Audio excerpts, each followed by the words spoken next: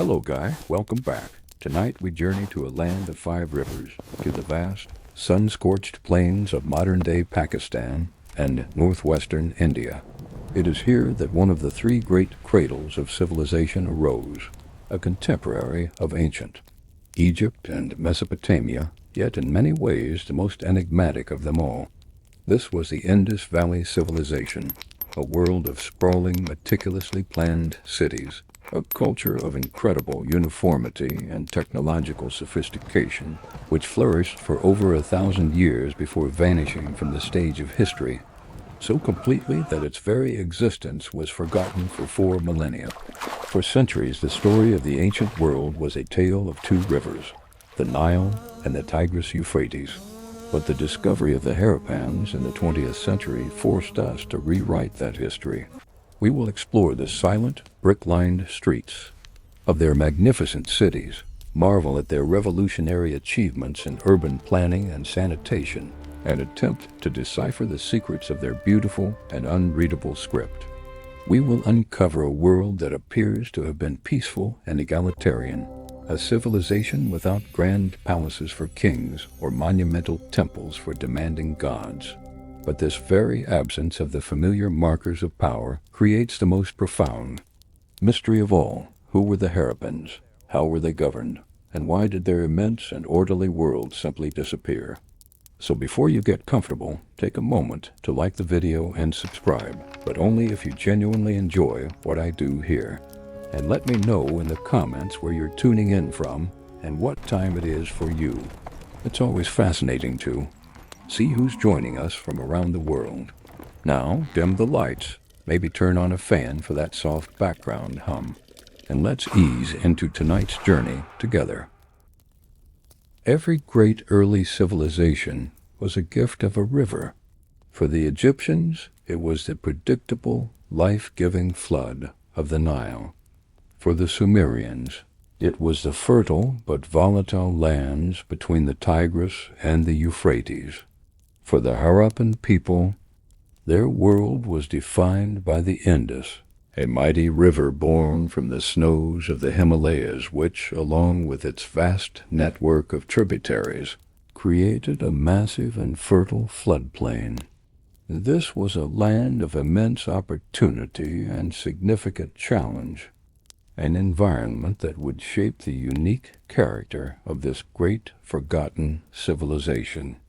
The story of the Indus Valley Civilization begins not with a king or a city, but with the land itself, and with the deep, ancient roots of the people who learned to master it. The Indus River system creates a vast alluvial plain that stretches from the foothills of the Himalayas down to the Arabian Sea.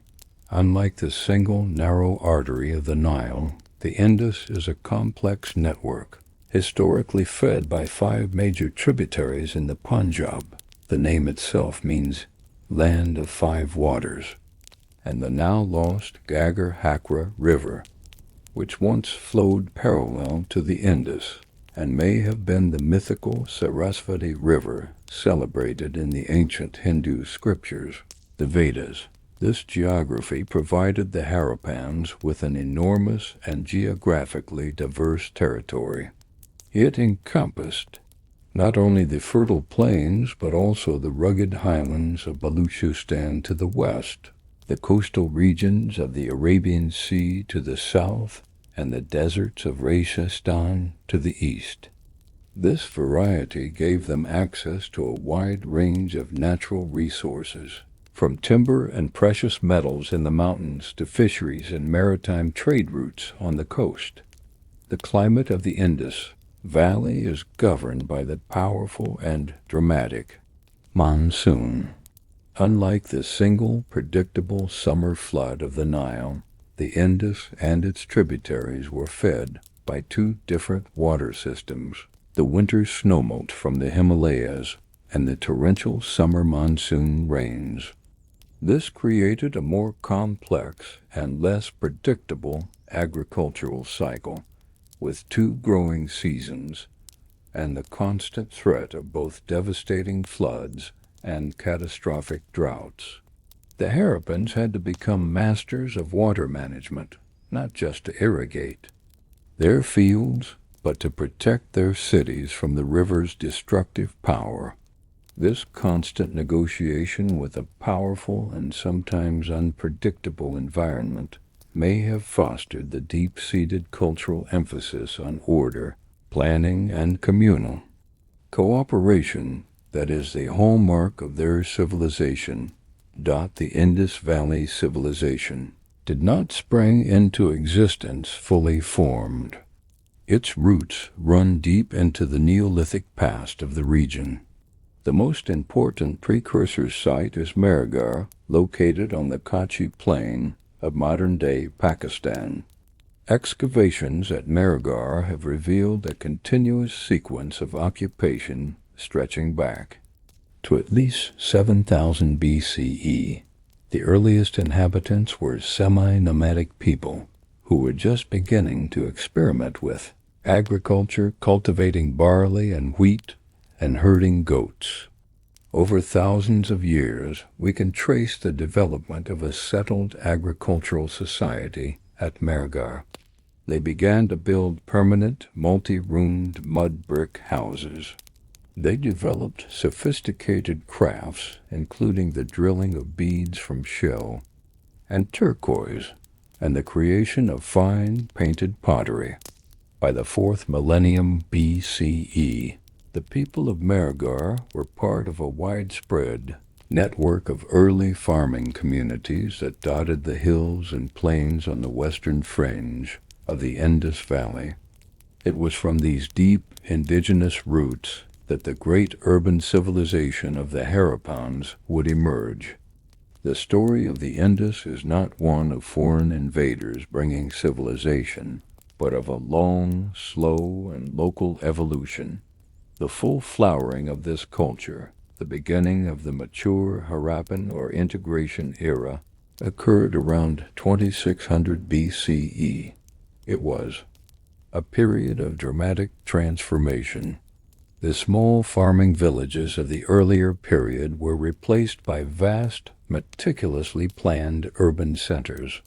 A unified system of weights, measures, and writing was adopted across a territory of over 1 million square kilometers.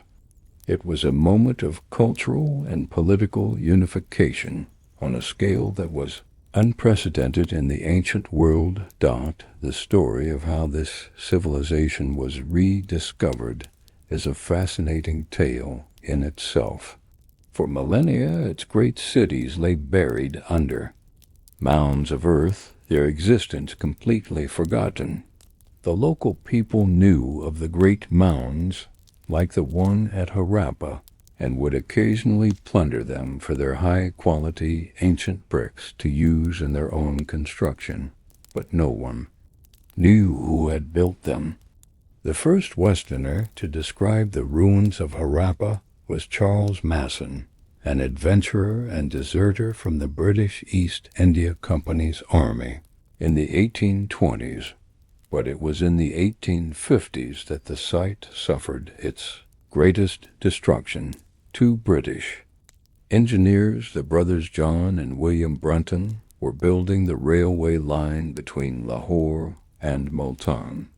In need of ballast for the railway track, they discovered the great mound of Harappa and its endless supply of hard, well-fired ancient bricks.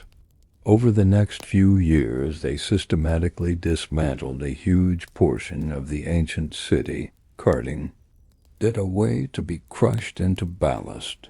An immeasurable amount of archaeological evidence was lost forever, but the discovery of strange, small square seals, carved with images of animals and an unknown script, alerted the archaeological world to the fact that this was no ordinary ruin. It was not until the 1920s that the true significance of these finds was understood. Under the direction of Sir John Marshall, the Director General of the Archaeological Survey of India, systematic excavations began at Harappa under Daya Ram Sani and, crucially, at a second, even larger site further south, known as Mohenjo-Daro, the Mound of the Dead under R.D. Banerjee. It was at Mohenjo-Daro that the full scale and sophistication of the civilization were revealed. The grid-like streets, the advanced drainage systems, and the magnificent Great Bath. When the distinctive steatite seals found at both sites were compared, it became clear that they belonged to the same, previously unknown culture. And when these seals were found to be identical to some that had been discovered decades earlier in Mesopotamia, at sites like Ur and Kish, the final piece of the puzzle fell into place. The Mesopotamian finds were from the 3rd millennium BCE, providing a clear date and proving that the Indus Valley was home to a great Bronze Age civilization, as old and as important as those of Egypt and Sumer. The announcement of this discovery in 1924 was a sensation, pushing the history of the Indian subcontinent back by 2,000 years and adding a new third member to the club of the world's great pristine civilizations. The primary agricultural basis of this vast civilization was the cultivation of wheat and barley, which were well suited to the climate of the plains.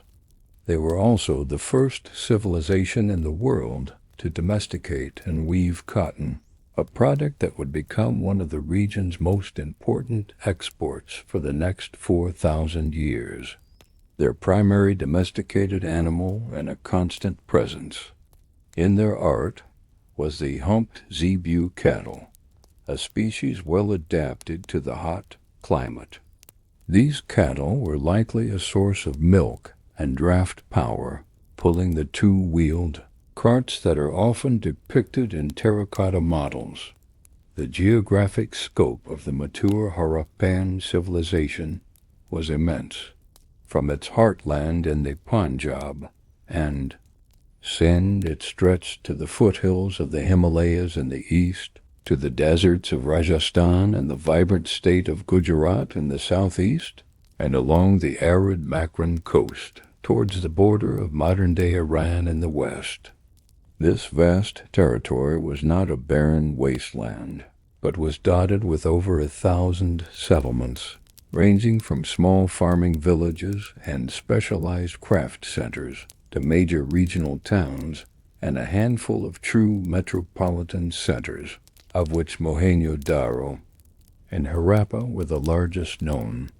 The uniformity of material culture across this vast area is one of the most remarkable features of the civilization. From the coast to the mountains, people used the same style of pottery, the same system of weights, and most importantly, the same enigmatic script. This suggests a level of economic, political, and cultural integration that was unparalleled in the ancient world, a system of order and conformity that stands as one of the great mysteries we will explore. The land of the Indus, a world of powerful rivers and climatic extremes, had given birth to a civilization that responded to these challenges by creating a world of unprecedented order and scale. The most remarkable and enduring achievement of the Indus Valley Civilization was, without question, their cities. The Harappan people were the subcontinent's first, and in many ways, most skilled urban planners. At a time when other ancient cities were often chaotic, organic mazes of winding alleys, the great metropolitan centers of Mohenjo-Daro and Harappa were laid out with a stunning degree of precision and order, a clear testament to a highly organized, centralized, and sophisticated system of governance. Their cities were not just places to live. They were carefully designed expressions of a deeply ingrained cultural emphasis on order, cleanliness, and communal control. The grid of the Harappan city is a blueprint of the Harappan mind, and to walk its silent, brick-lined streets today is to witness a vision of urban life that was, in some respects, more advanced than any that would be seen again for thousands of years. The most striking feature of Harappan urbanism is standardization. This principle of uniformity is visible at every level, from the smallest building block to the layout of the entire city. The fundamental unit of Harappan construction was the mud brick, but unlike the irregular, sun-dried bricks of many other cultures, the Harappans mass-produced kiln-fired bricks of exceptional quality. These fired bricks were hard, durable, and water-resistant, making them ideal for building in the flood-prone environment of the Indus Valley. Most remarkably, these bricks were made in standardized dimensions all across the million-square-kilometer territory of the civilization. The standard ratio of the bricks was always 1 to 2 to 4, height to width to length. This standardization meant that bricks produced in a workshop in Gujarat could be perfectly integrated into a wall being built hundreds of miles away in the Punjab. This level of uniformity implies a powerful central authority capable of setting and enforcing standards across a vast domain. It is the first and most obvious sign that we are dealing with a highly integrated and regulated society. The great cities, particularly the two largest that have been excavated, Mohenjo-Daro in Sindh and Harappa in the Punjab, followed a consistent master plan. Each city was divided into two main parts: a smaller, raised and fortified mound to the west, known as the citadel, and a much larger, lower residential area to the east, known as the lower town. The entire city was laid out on a rough grid plan, with the main streets oriented to the cardinal directions north, south, and east-west. This orderly layout was a deliberate choice, a conscious act of imposing a human and cosmic order onto the natural landscape. The citadel was the city's nerve center, its primary administrative and ritual precinct. It was built on a massive raised platform of mud brick, which would have elevated it above the surrounding plain and protected it from the devastating annual floods of the Indus. At Mohenjo-Daro, this platform was up to 40 feet high.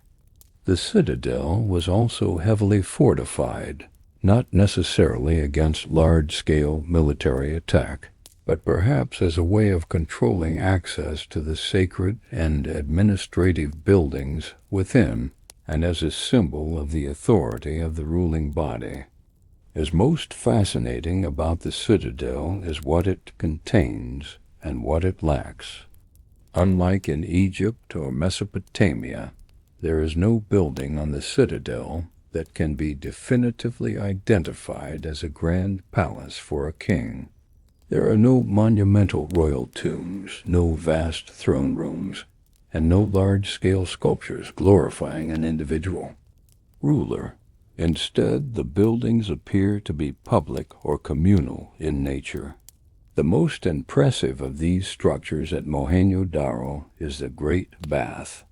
This is a large rectangular tank, about 40 feet long and 23 feet wide, sunk into the floor of a courtyard.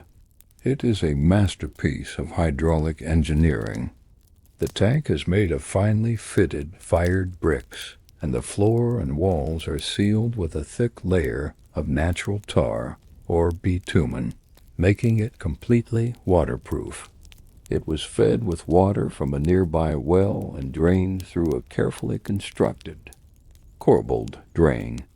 The Great Bath was clearly not for recreational swimming. It was almost certainly a place of immense ritual importance, used for sacred ablutions and purification rites. The deep cultural emphasis on ritual purity, which would become a central feature of later South Asian religions, seems to have its origins here, in the heart of this ancient city.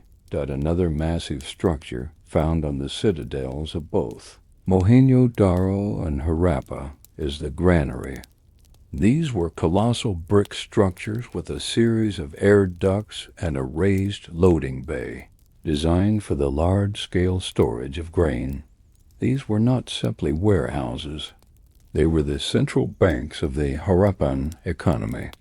Grain, collected as taxes from the surrounding agricultural lands, would have been stored here, processed, and then redistributed to the city's population, perhaps as wages for state laborers or as relief during times of famine. The control of the granary was the control of the city's wealth, and its prominent location on the citadel underscores its central importance to the state. Other large, non-residential buildings, such as a structure at Mohenjo-Daro with many pillars known as the Assembly Hall or Pillared Hall, may have served as administrative centers or as meeting places for the city's ruling council. The lower town was the main residential area, and it is here that the genius of Harappan planning is most apparent.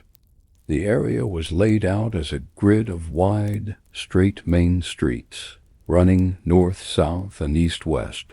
These main streets, some over 30 feet wide, were intersected at right angles by a network of smaller residential lanes. The houses were substantial, multi-storied structures built from the same standardized fired bricks as the public buildings. They were oriented to catch the prevailing winds for cooling, and they were designed with a strong emphasis on privacy. The houses typically presented a blank brick wall to the main street, with the entrance located on a smaller side lane.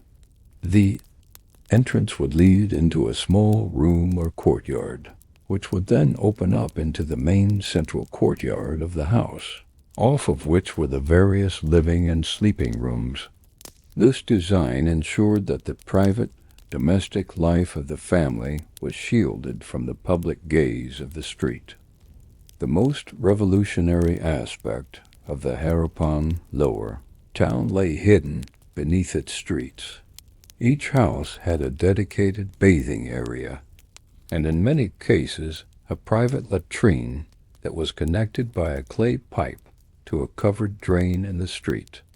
Beneath the ordered streets lay another hidden city, a complex, subterranean network of covered drains, a feat of municipal sanitation that would not be seen again in the world for nearly 2,000 years. These main drains, large enough for a person to walk through, were carefully constructed with a gentle slope to ensure the flow of wastewater. They had manholes with removable covers at regular intervals, allowing for inspection and cleaning.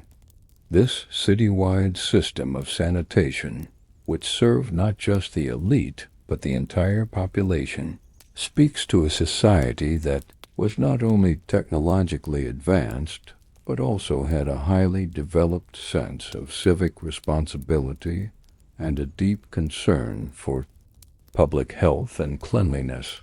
While the houses were built to a standardized plan, there were variations in size, suggesting some degree of social stratification. Some larger houses had more rooms and may have belonged to wealthy merchants or officials, while smaller two-room dwellings may have housed the city's laborers. But the differences are not as extreme as the vast gulf that separated a nobleman's palace from a worker's hut in Egypt or Mesopotamia.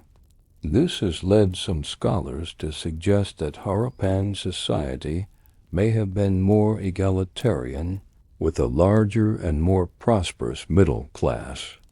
The city was also zoned. Certain areas seem to have been dedicated to specific crafts, with clusters of workshops for potters, bead makers, and metal workers, indicating a highly organized urban economy. The Harappan city was a triumph of order and planning. The standardization of its components, the rationality of its grid layout, and the sophistication of its infrastructure all point to a powerful, centralized authority with a clear and consistent vision for urban life.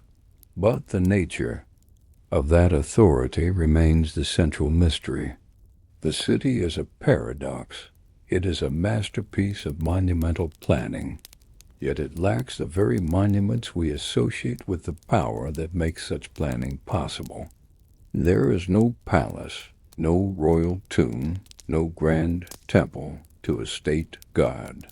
The urban landscape is civic and communal, not royal and despotic. The grid of order that defined their world was created by a power structure that chose to remain anonymous, a collective of priest kings or merchant princes who valued the order of the whole over the glorification of any single part. The very design of their cities is a testament to their unique and enigmatic form of civilization. Of all the artifacts that have been unearthed from the silent cities of the Indus Valley, none are more distinctive, more numerous, or more frustratingly enigmatic than the small, square seals of carved steatite. Over 4,000 of these beautiful, miniature works of art have been discovered, from the highlands of Afghanistan to the shores of the Arabian Sea and as far afield as ancient Mesopotamia. These seals are the hallmark of the Harappan civilization, a unique and instantly recognizable product of their culture. They are our most direct link to the Harappan mind, bearing the images of their animals, their gods, and, most importantly, their elegant and completely undeciphered script. The unicorn's mark, the most common motif on these seals, has become a symbol for the civilization itself, a creature of myth and mystery, its meaning just beyond our grasp. The seals, the script, and the other symbolic artifacts of the Harappans are a testament to their artistic skill and their complex ideology, a beautiful but silent language that we are still struggling to understand. A typical Harappan seal is a small square plaque, usually about 1 to 1.5 inches on each side, made from a soft, easily carved talc stone called steatite. After being carved, the seals were fired in a kiln, which hardened the stone and gave it a durable, white, lustrous finish. On the back of each seal is a perforated boss, a small raised knob with a hole drilled through it. This allowed the seal to be worn on a string, perhaps around the neck or wrist, making it a personal and portable object. The face of the seal is where the true artistry lies. It is intaglio carved, meaning the design is cut into the surface, so that when it is pressed into a soft material like clay, it leaves a raised, positive image. The artwork on the seals is of exceptionally high quality, displaying a remarkable degree of naturalism and skill, especially given their miniature scale. The carvings are confident and precise, capturing the power and vitality of the creatures they depict. The most common motif found on over half of all the seals discovered is a strange, one-horned animal that bears a striking resemblance to the mythical unicorn. This creature is usually shown in profile, with the body of a bull or an ox, a horse-like head, and a single, long, ridged horn curving forward from its forehead. It is almost always depicted standing before a mysterious object, a kind of brazier, or sacred standard. The meaning of this unicorn is a complete mystery. Is it a mythical creature, a symbol of a powerful clan or a specific deity? Or could it be a highly stylized, profiled representation of a wild ox or an auroch, an animal with two horns, one of which is hidden behind the other? Whatever its identity, its prevalence makes it clear that this creature was of central importance. To the Harappan people, beyond the unicorn, the seals depict a wide range of other animals, both real and mythological. The humped zebu bull, with its powerful neck and prominent dewlap, is a common and beautifully rendered subject, likely a symbol of strength and fertility. Other animals carved with stunning realism include the elephant, the rhinoceros, the water, buffalo, and the tiger. These images provide a valuable record of the fauna of the ancient Indus Valley. There are also composite, mythological creatures, such as a three-headed bull or a human figure with the horns of a bull and the back legs of a tiger. One of the most famous and complex seals is the so-called Pashupati seal, or Seal 420 from Mohenjo-Daro. It depicts a seated figure, possibly with three faces, wearing a large horned headdress. The figure is seated in a yoga-like posture, with his arms outstretched and resting on his knees. He is surrounded by four wild animals: an elephant, a tiger, a rhinoceros, and a water buffalo. Below his throne are two deer. This powerful image has been the subject of intense scholarly debate. The early excavator, Sir John Marshall, identified the figure as a proto-Shiva, a very early form of the great Hindu god who is known as Pashupati, the Lord of the Beasts. This interpretation, if correct, would suggest a direct link between the Harappan religion and later Hinduism. However, other scholars have challenged this, arguing that the figure has features that are not consistent with Shiva, and that the interpretation is based on reading later, beliefs back into the past. Whatever its true meaning, the Pashupati seal is a captivating glimpse into the complex religious iconography of the Harappans, showing a powerful deity or shaman who is the master of the animal world. Above the animal motif, on almost every seal, there is a line of the elegant and mysterious Indus script. This is the great enigma. The script consists of around 400 unique symbols, some of which are pictographic, a fish, a jar, while others are more abstract geometric shapes. This number of signs is too large for an alphabet, but too small for a purely logographic system like Chinese, suggesting it as likely a logosyllabic script, where some signs represent whole words and others represent sounds or syllables. Know from the way the signs are sometimes cramped at the left-hand end of the line that the script was written from right to left. But that is almost all we know for certain. The decipherment of the Indus script is one of the great unsolved problems of ancient history. The challenges are immense. Firstly, the inscriptions are all extremely short, with an average length of just 5 signs. The longest continuous text is only 26 signs long. This makes it incredibly difficult to identify patterns or grammatical structures. Secondly, and most crucially, there is no bilingual text, no Harappan Rosetta Stone that provides a translation of an Indus text into a known language. Finally, the language that the script records is unknown. Scholars have proposed a number of candidates. Many believe it was likely a Proto-Dravidian language, the ancestor of the Dravidian languages still spoken in southern India today. Others have argued for an Indo-Aryan language, an ancestor of Sanskrit, though this is less likely given the dates. It could also be a language isolate, like Sumerian, with no known relatives, without a major new discovery, like a long inscription. Or a bilingual text, the script is likely to remain unreadable. So what was the purpose of these beautiful, enigmatic seals? Their primary function was almost certainly administrative and economic.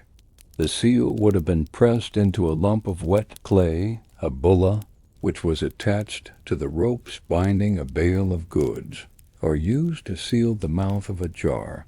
The resulting clay sealing would serve as a mark of ownership, a guarantee of the content's authenticity, or a kind of ancient customs stamp. Thousands of these fired clay sealings have been found at sites like the Great Warehouse at Lothal, a Harappan port city. The script on the seal likely identified the owner, the merchant, or the institution, perhaps a temple or a workshop that sent the goods. The animal motif may have served as a kind of coat of arms, a symbol of a particular clan, city, or official, which could be easily recognized even by those who could not read the script. The seals were the key administrative tool of the vast and highly organized Harappan trade network. Beyond the seals, the Harappans left behind other important symbolic artifacts. The most numerous are small terracotta figurines. Many of these are simple, hand-modeled figures of animals, like humped bulls and rhinoceroses, as well as miniature toy carts that show us what their wheeled vehicles looked like. There are also many female figurines, often with elaborate headdresses and jewelry. These are typically identified as mother goddess figures, likely used in household shrines as symbols of fertility and protection. A few rare sculptures in bronze and stone provide a more refined glimpse of Harappan art. The most famous of these is the small bronze statue of a dancing girl from Mohenjo-Daro. It depicts a young, slender woman with long limbs and a confident, almost defiant posture. She is naked except for a necklace and a stack of bangles that covers her entire left arm. Her hair is tied in a complex bun, and her head is tilted back. The statue is a masterpiece of naturalism and movement, a startlingly modern-seeming piece of art that captures a moment of lively grace. In stark contrast is the small stone bust of a bearded man, often called the priest king. This is a formal and solemn figure. He wears an elaborate patterned robe over one shoulder, and his hair is held in place by a circlet. His eyes are half closed, as if in meditation, and his expression is one of serene and remote authority. These two figures, the dynamic and naturalistic dancing girl and the static and stylized priest king, seem to represent two different poles of Harappan society, the vibrant daily life and the rigid formal ideology of its rulers. Together, the seals, the script, and the sculptures of the Indus Valley offer us a rich but ultimately frustrating vision of their world, a world of beautiful symbols whose deepest meanings remain a tantalizing secret. The vast, orderly civilization of the Indus Valley was not an isolated world. It was a major player in the interconnected global economy of the Bronze Age, a powerful and sophisticated commercial enterprise whose influence was felt from the mountains of Central Asia to the shores of the Persian Gulf and the great cities of Mesopotamia. The Harappans were master traders and seafarers. Their society built upon a foundation of meticulous craftsmanship, long-distance exchange, and an incredibly precise and standardized system of economic control. The wealth that flowed into their cities from this extensive trade network was the engine that powered their sophisticated urban culture. The Harappan economy was a testament to their pragmatism, their organizational genius, and their deep understanding of the value of both their own natural resources and their connections to the wider world. To understand their civilization, we must follow the trail of their distinctive artifacts, a trail that reveals a world of remarkable economic integration and international ambition. That the foundation of the Harappan economy was a highly organized system of internal production and exchange. The civilization's vast territory encompassed a diverse range of ecological zones, each rich in specific raw materials.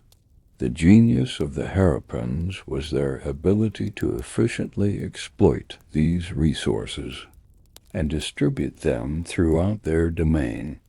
The fertile plains of the Punjab and Sindh produced a massive agricultural surplus of wheat, barley, and, most importantly, cotton, which was a unique and highly desirable Harappan product.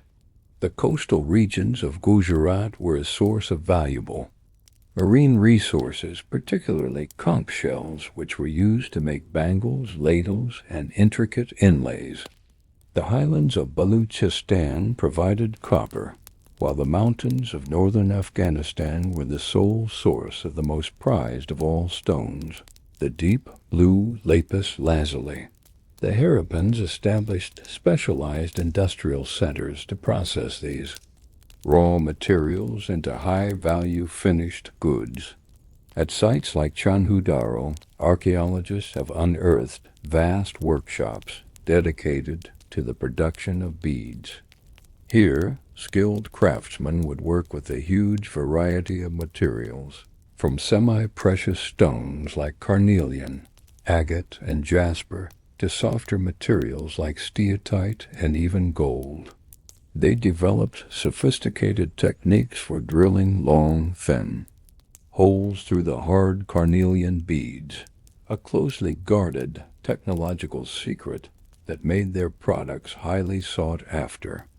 At the coastal site of Balakot, huge middens filled with millions of shell fragments attest to a massive industry dedicated to the production of shell bangles, which were worn by women throughout the Indus Valley and beyond. At Lothal in Gujarat, a large warehouse and a bead factory have been found, confirming its role as a major hub for craft production and export. This regional specialization, with raw materials from one area being processed in another and then distributed throughout the civilization, points to a deeply integrated and highly organized internal economy. The key to managing this complex system was standardization. The Harappans developed and implemented a uniform system of weights and measures that was used with incredible consistency across their entire territory.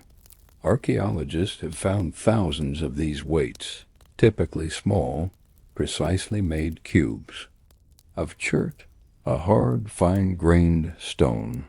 The weights are based on a complex system that is partly binary, 1, 2, 4, 8, for the smaller weights, and partly decimal, with multiples of 10 and 100 for the larger ones.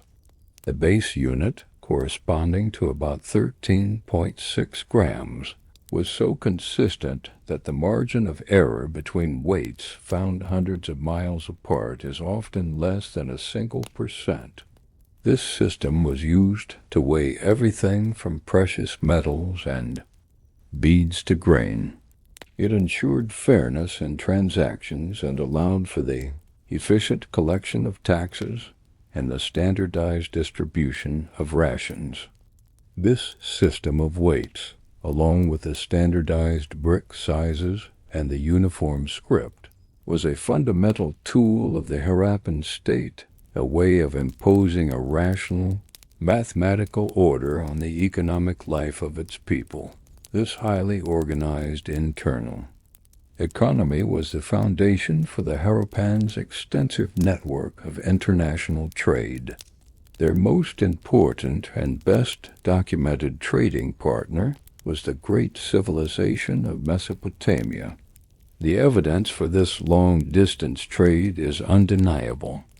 Over 24 distinctive Indus Valley seals, the classic square steatite seals with their unicorn motif and Indus script, have been discovered at Mesopotamian sites like Ur-Kish and Lagash.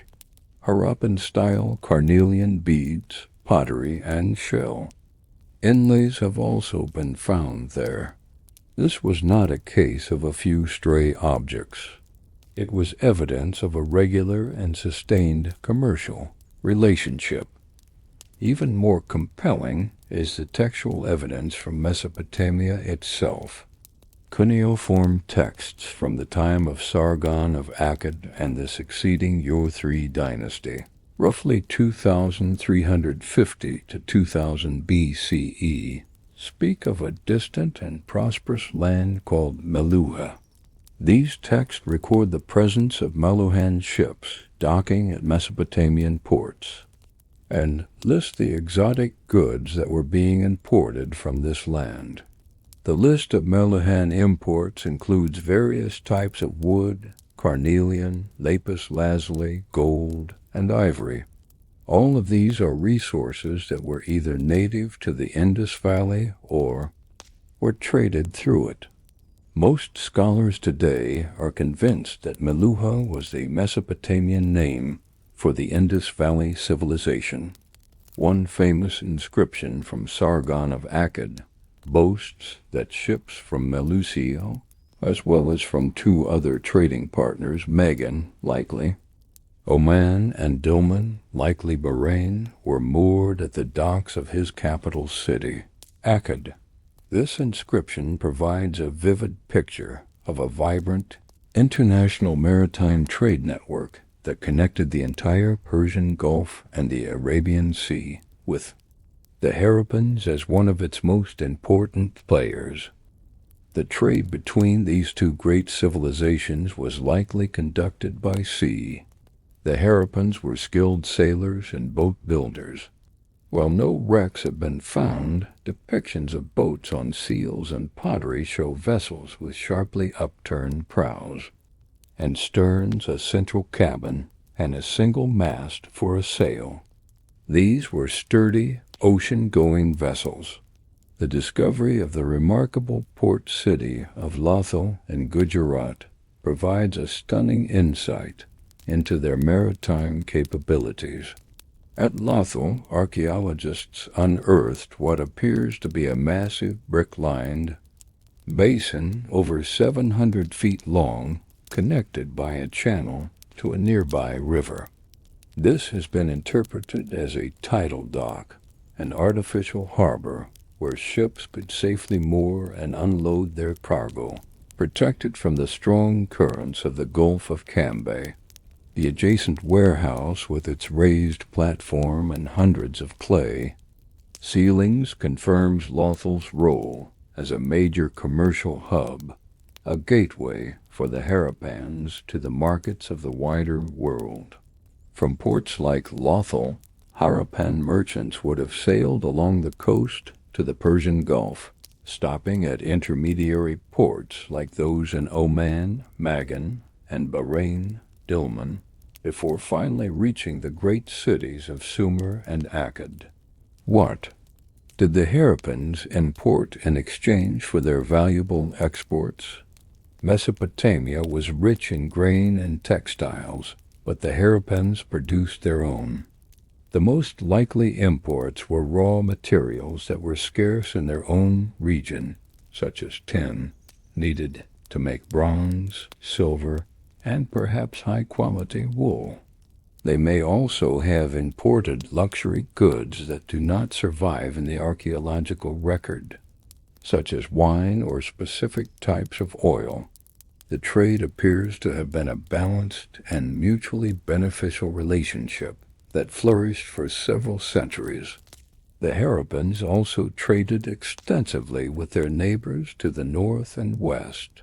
At Shortagai in modern-day Afghanistan, archaeologists discovered what appears to have been a Harappan trading colony.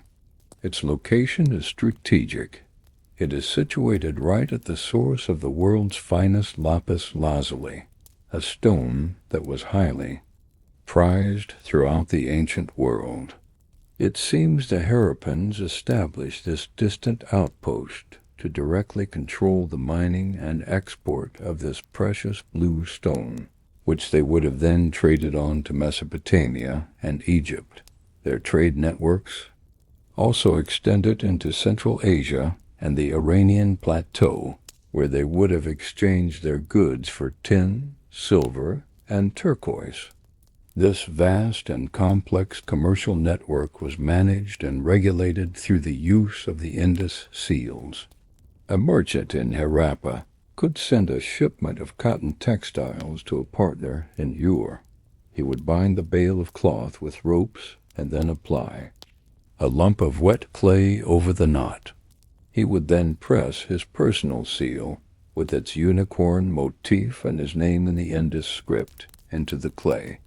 The clay would dry, creating a permanent, tamper-proof seal. When the shipment arrived in Ur, the recipient could see from the unbroken seal that the goods had not been tampered with. The seal served as a guarantee of authenticity, a bill of lading, and a mark of ownership, a crucial administrative tool for conducting business across vast distances and different cultures. The Harappan economy was a masterpiece of organization. It was a three-tiered system, with a strong foundation of local agricultural production, a sophisticated network of internal trade and craft specialization, and a dynamic and far-reaching international trade network. This complex system was managed by a powerful authority that was able to standardize weights, control production, and ensure the security of trade routes. The prosperity generated by this economy allowed the Harappans to build their great cities, to support a large population of non-agricultural specialists, and to live in a state of relative peace and stability for over 700 years. Their success was built not on conquest and plunder, but on the more sustainable foundations of craftsmanship, commerce, and a deep understanding of their place in the wider world. The greatest mystery of the Indus Valley Civilization lies not in its undeciphered script, but in its silent, monumental cities. We have seen the incredible order and sophistication of their urban planning, the vast scale of their public works, and the remarkable uniformity of their material culture across a territory larger than any other ancient civilization. All of this points to a powerful, effective, and highly organized system of governance. But when we search for the governors, for the kings and pharaohs who typically drove such monumental undertakings, we find a stunning and conspicuous absence. The Harappan world is a civilization without an obvious face of power. This central enigma, how was this vast, orderly civilization governed, has challenged archaeologists for a century and has forced us to reconsider our very definition of what constitutes a state. The evidence suggests that the Harappans may have created a unique form of governance, a world without kings, based not on the glorification of individuals, but on the power of ideology and the collective good.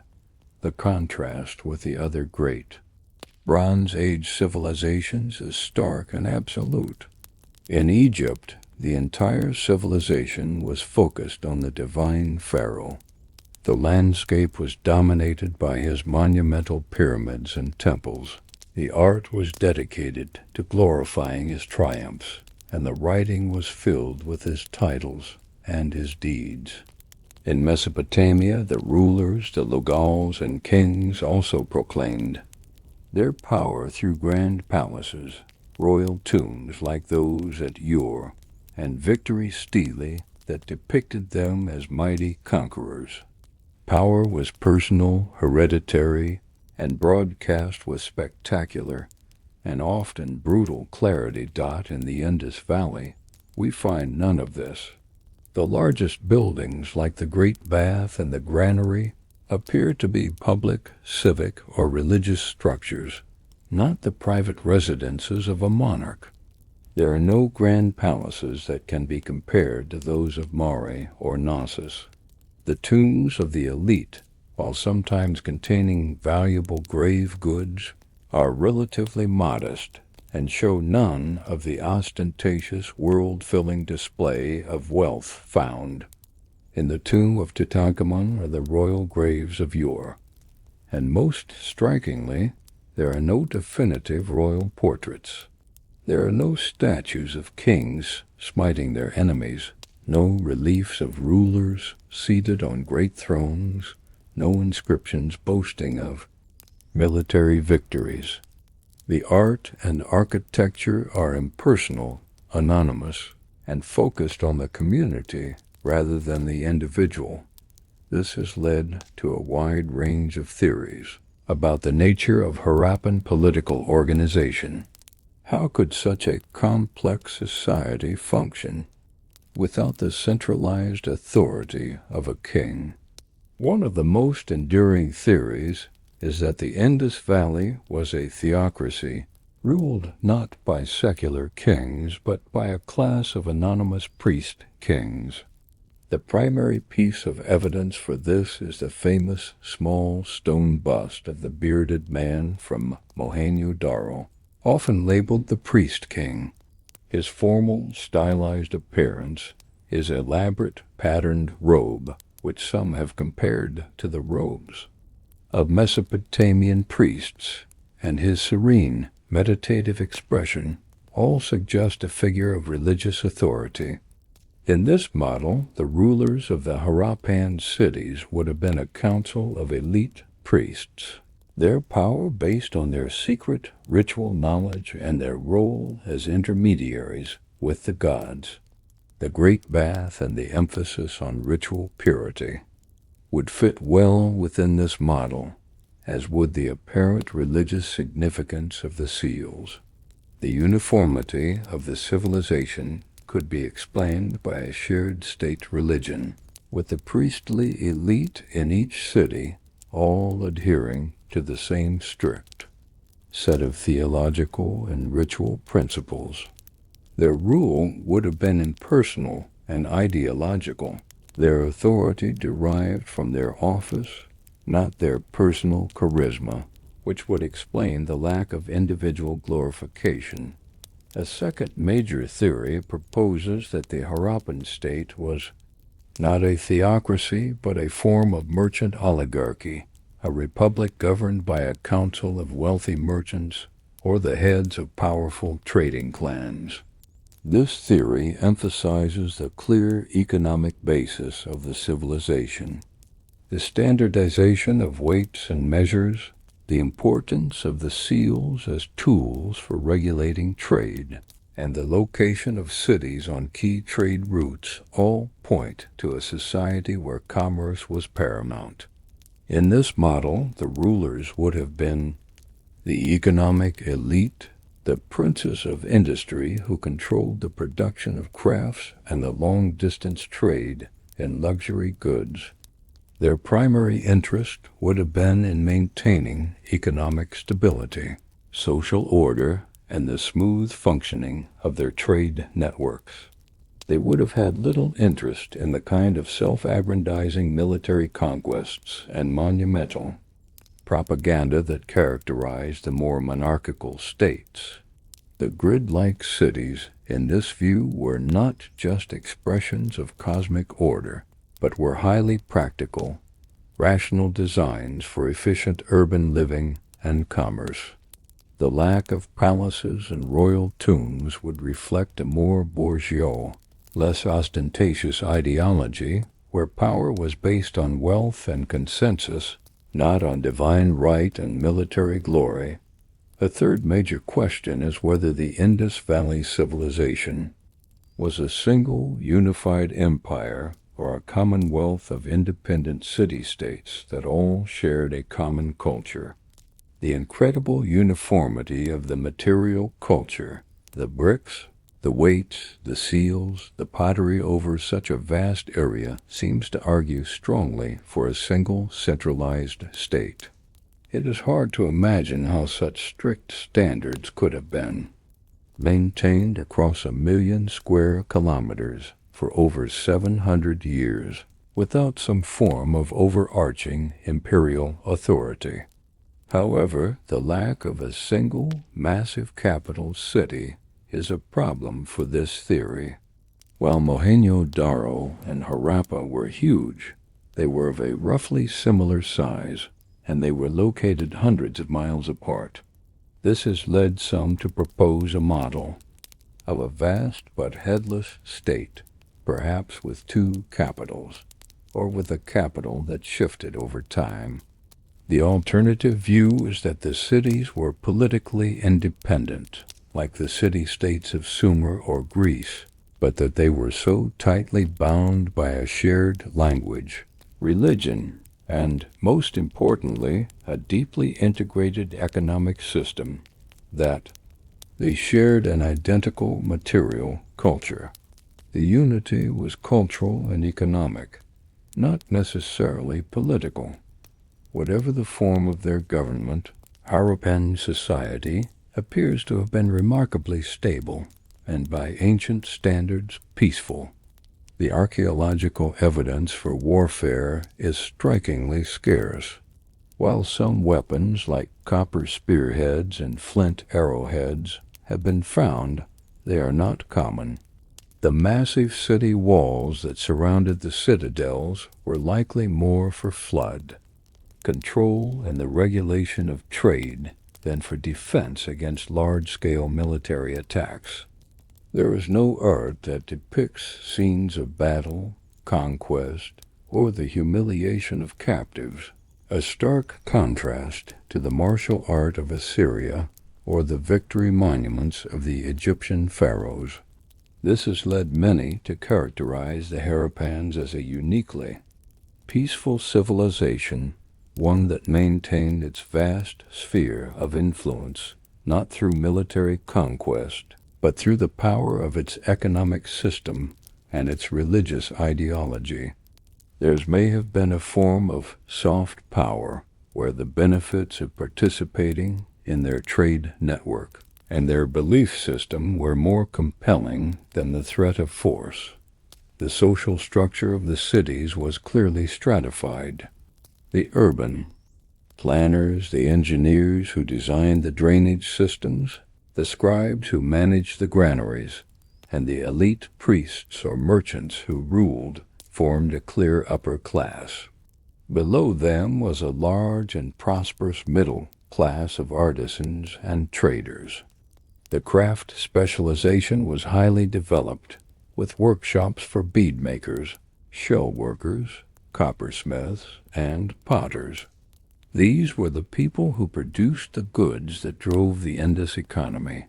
The majority of the population, however, were likely farmers and laborers who lived in the surrounding villages and provided the agricultural surplus that fed the cities. The houses in the lower town show some variation in size, suggesting differences in wealth, but the lack of true palaces and the relatively high standard of living for all, as evidenced by the universal access to sanitation, suggests a less extreme form of social inequality than was common in other ancient civilizations. The Harappan world was orderly, prosperous, and perhaps more equitable than the kingdoms of their contemporaries. But the identity of the people or the institution that created and maintained this remarkable stability remains their most profound and enduring secret. Of all the secrets the Harappans took with them, the most profound is the nature of their soul. Without a deciphered script, we cannot read their hymns, their myths, or their sacred texts. We are left to interpret their spiritual world through the silent, enigmatic symbols they left behind, the carvings on their seals, the postures of their figurines, and the very layout of their cities. The archaeological evidence suggests a religious life that was complex, deeply ingrained in the natural world, and perhaps fundamentally different from the state-sponsored, deity-focused religions of their Egyptian and Mesopotamian contemporaries.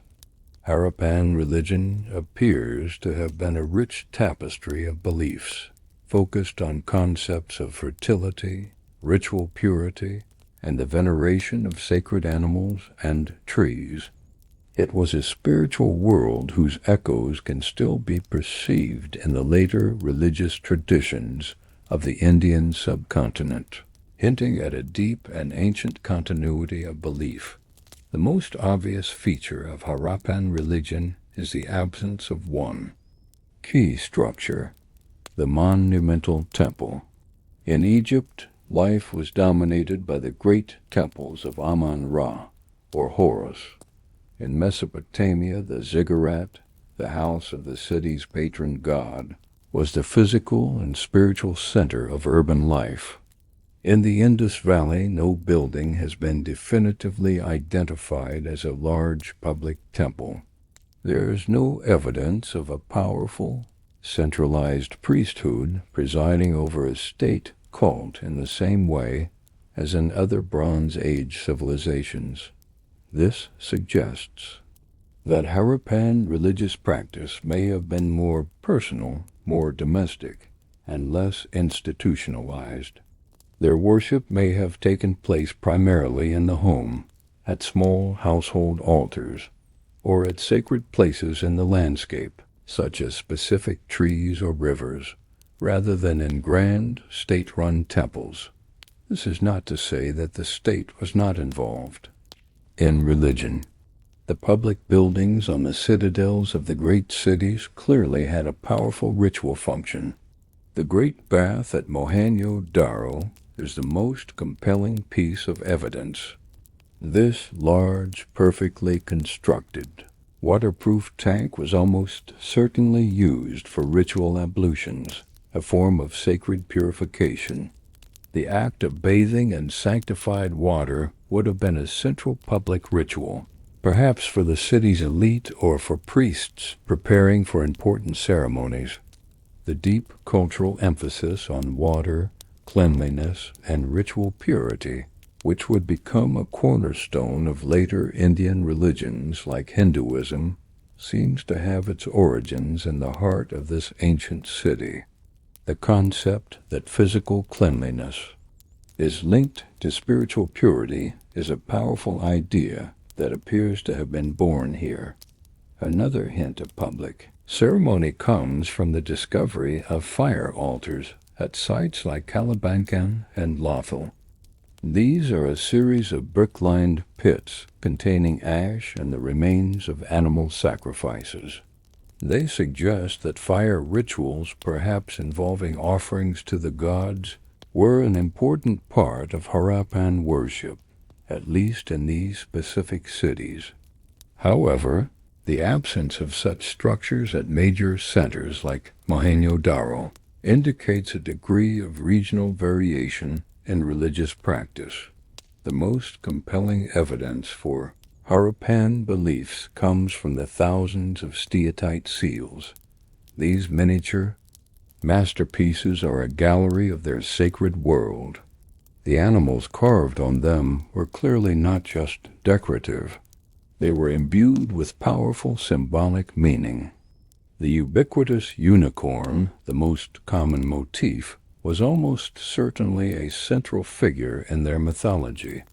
Its constant association with a sacred brazier or offering stand suggests it was a divine or sacred creature, perhaps the symbol of a powerful clan or a specific deity.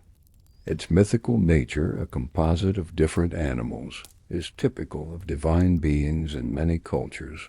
The powerful, humped zebu bull, depicted with immense strength and virility, was likely a potent symbol of fertility, strength, and leadership, an association that has remained powerful in the subcontinent to this day. Other animals like the elephant, the tiger, and the water buffalo were all powerful creatures of the Harappan environment, and they were likely revered as embodiments of specific divine forces or as the sacred vehicles of the gods. The veneration of sacred animals is another theme that has deep roots and a long continuity in later Indian traditions. Some seals depict what appear to be deities in human or semi-human form. The most famous of these is the Pashupati seal. This complex image of a horned, three-faced figure seated in a meditative, yoga-like posture and surrounded by animals is our most direct glimpse of a major Harappan god. The early excavator Sir John Marshall's identification of this figure as a proto-Shiva is a powerful and seductive theory. Shiva, one of the most important gods of Hinduism, is known as Pashupati, the lord of the beasts. He is often depicted with three faces. He is the master of yoga, and his symbol is the bull. The parallels are striking. If this interpretation is correct, it would push the origins of one of the great gods of Hinduism back 2,000 years before the earliest Hindu texts. While many scholars are now more cautious, the seal undoubtedly depicts a central deity of the Harappan pantheon, a divine master of the natural world and a figure of immense spiritual power. Another recurring motif is the veneration of trees. Several seals depict a figure, likely a goddess, residing in the branches of a pipal tree with worshippers lined up before her. The pipal tree, with its distinctive heart-shaped leaves, is still considered the most sacred tree in Hinduism and is the tree under which the Buddha is said to have achieved enlightenment. The Harappan evidence suggests that the concept of the sacredness of the pipal tree is one of the oldest continuous religious traditions in the world. The terracotta figurines found in abundance at Harappan sites provide further clues, particularly about popular or domestic religion. The most common are stylized figures of women with elaborate headdresses and prominent breasts. These are generally interpreted as mother goddess figures, icons of fertility, childbirth, and domestic protection. They were likely kept in household shrines and used in private rituals to ensure the well-being of the family and the fertility of their fields. The relative abundance of these female figurines compared to male ones suggests that the worship of a great mother goddess may have been a central feature of Harappan religion, perhaps more so than the worship of male gods. The Harappans' beliefs about the afterlife appear to have been practical and not overly elaborate. They practiced burial, interring their dead in simple rectangular pits. The body was typically laid out in an extended position, with the head pointing to the north. They were not buried with the spectacular wealth of their Egyptian or Mesopotamian counterparts. The grave goods are usually modest, consisting of a collection of personal pottery vessels, which likely contained offerings of food and drink for the journey to the next world. Some individuals were buried with a few items of personal adornment, such as shell bangles or carnelian beads. There is no evidence of royal tombs filled with treasure or of a belief that the afterlife was a continuation of one's earthly status. Their funerary practices suggest a belief in an afterlife, but one that did not require the ostentatious display of wealth or the complex magical apparatus of the Egyptians. Their focus seems to have been on the proper and respectful treatment of the dead, rather than on the creation of a luxurious eternal house. The Harappan soul, as reflected in this diverse but fragmentary evidence, appears to have been deeply connected to the rhythms of the natural world. Their religion was a complex tapestry woven from the veneration of the life-giving power of water, the fertility of the great mother goddess, the sacredness of specific trees and animals, and a respect for the divine power embodied by figures like the proto-Shiva. It was a world where ritual purity was paramount, and where the sacred was found not in monumental temples, but in the household, in the natural world, and in the orderly structure of the cosmos itself. While the names of their gods and the words of their prayers are lost to us, the powerful symbols they left behind suggest a spiritual world of great depth and sophistication, a world whose foundational ideas would resonate through the subcontinent for millennia to come. Of all the great Bronze Age civilizations, the Harappans are the most eloquent in their silence. While the Egyptians covered their temple walls with the grand pronouncements of their pharaohs, and the Mesopotamians recorded their epics and their laws on durable clay tablets, the people of the Indus Valley left us a script that we can see but cannot read. The Indus script is the most significant and the most frustrating of all the Harappan enigmas. It is the final barrier that stands between us and a true understanding of their world. It holds the key to their history, their beliefs, their literature, and their very identity. The thousands of short, elegant inscriptions found on their seals and pottery are like a library of locked books. The ongoing quest to decipher this silent script is one of the most challenging and tantalizing intellectual puzzles in all of archaeology, a puzzle that, if solved, would give a voice to this great lost civilization. The Indus script was in use during the mature Harappan period, from about 2600 to 1900 BCE. It was a highly standardized system of writing, used with remarkable consistency across the entire million-square-kilometer territory of the civilization. An inscription found at a remote outpost in Afghanistan is written in the same script as one found at a port city in Gujarat, 1,000 miles away. This uniformity is a powerful testament to the high degree of cultural and economic integration of the Harappan world. The script itself is a thing of beauty and complexity. It consists of around 400 unique signs, though about 200 of these are the most commonly used. The signs are a mixture of pictographic and abstract shapes. Some are clearly recognizable depictions of objects from the Harappan world: a fish, a jar, a man carrying a yoke, a spoked wheel. Others are more abstract, composed of geometric shapes like diamonds, circles, and grids of lines. The signs are usually written in a single neat line, running from right to left. We know this direction of writing because when the signs are crowded at the end of a line, They are always cramped on the left-hand side. The number of signs around 400 provides a crucial clue about the nature of the script.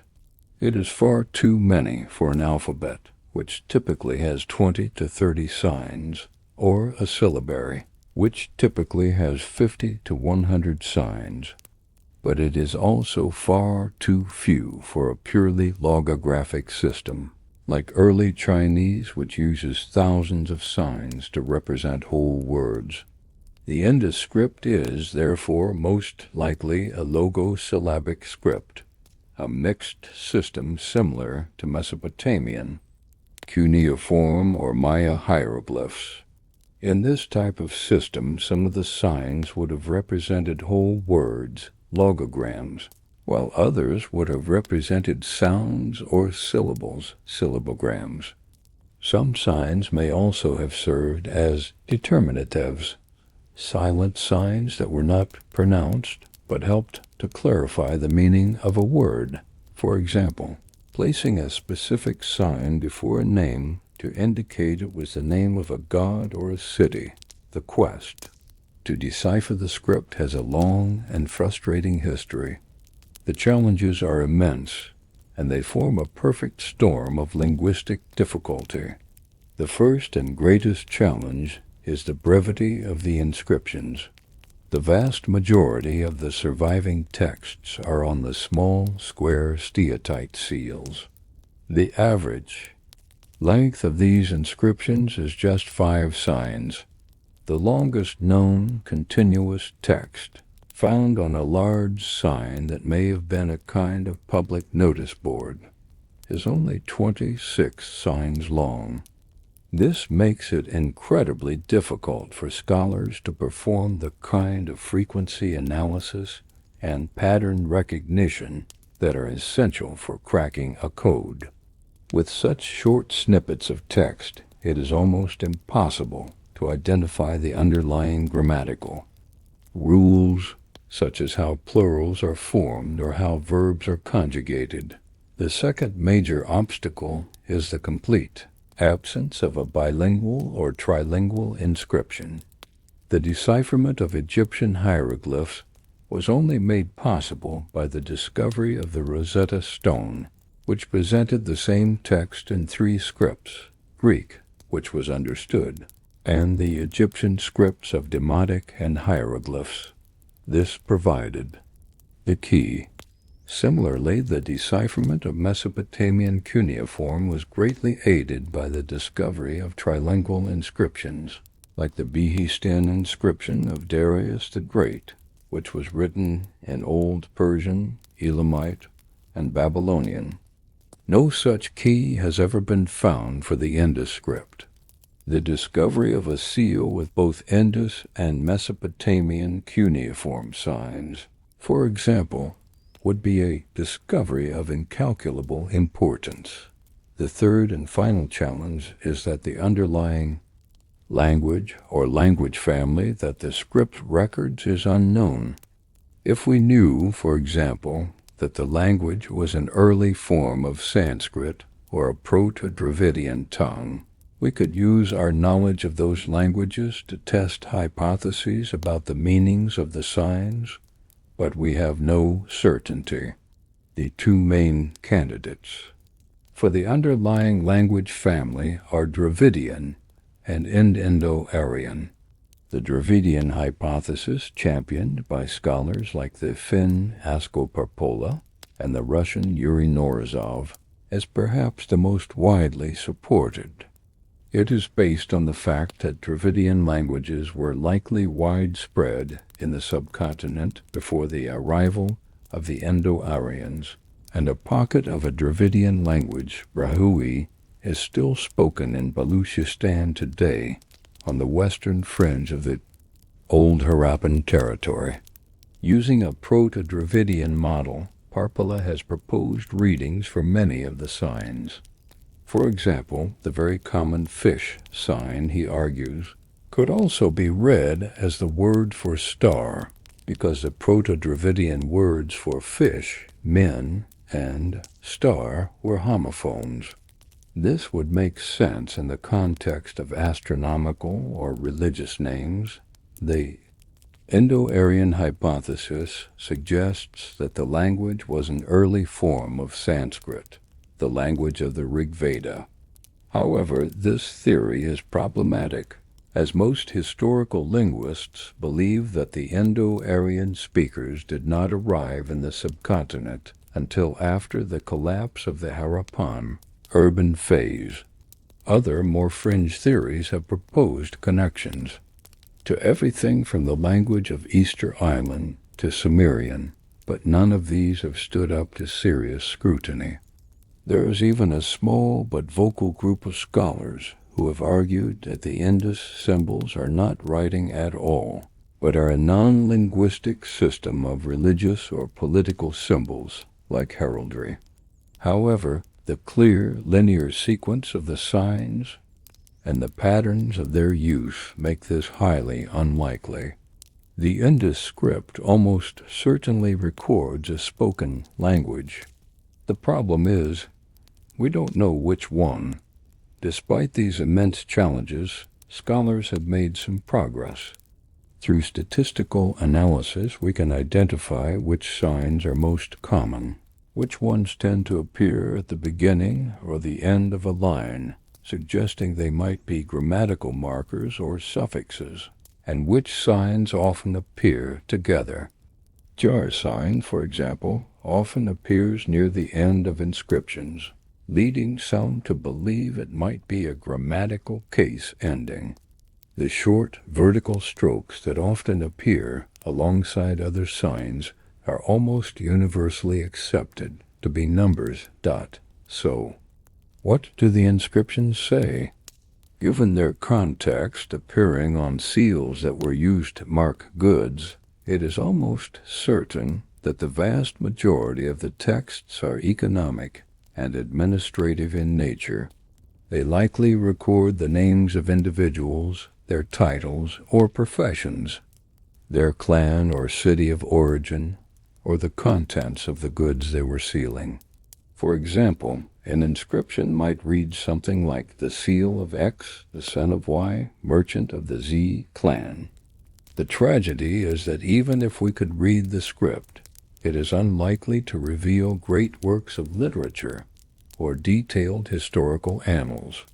It would primarily illuminate the names and the bureaucratic and economic life of the Harappan people.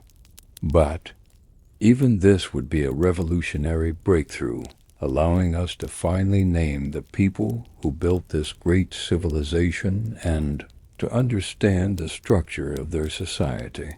The quest for decipherment continues, now aided by the power of computational linguistics and artificial intelligence, which can analyze the vast corpus of signs for patterns that the human eye might miss.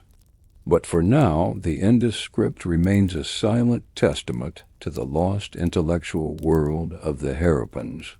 It is a powerful reminder that writing, the very tool that gives a civilization a voice in history, can also become its greatest secret.